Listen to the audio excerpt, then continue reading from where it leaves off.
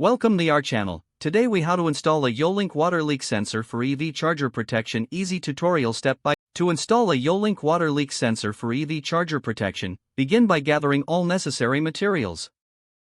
Make sure you have the YoLink water leak sensor, a compatible smartphone, and the YoLink app installed.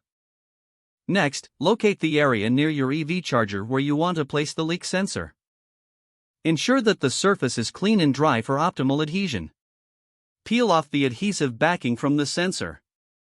Press the sensor firmly onto the selected surface. Now, turn on your smartphone and open the YoLink app. Create an account or log in if you already have one. Follow the on-screen prompts to add a new device. Select the option for water leak sensors from the list of devices. Choose the option to scan for nearby sensors. The app should detect your YoLink water leak sensor within a few moments. When prompted, confirm the connection by following the instructions on your screen. Once your sensor is connected, customize your alert settings.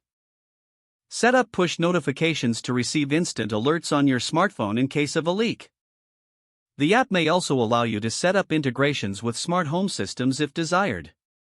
After finalizing your settings, test the sensor to ensure it's working correctly. You can do this by simulating a leak with a small amount of water near the sensor. Check your smartphone to see if you receive a notification. Finally, ensure that the sensor is positioned to monitor any potential leak sources effectively. Your YoLink water leak sensor is now installed and ready to protect your EV charger. If the page does not load, refresh the browser or try again in a private or incognito window.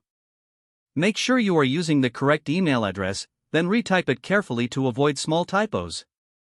If your password is not accepted, use the reset option and create a new strong password you can remember. Check your spam folder for verification or security emails, then complete any requested confirmation steps. Enable two-factor authentication if available to improve account security and reduce unauthorized access risk. After signing in, review your profile details so your contact information and settings are accurate and current.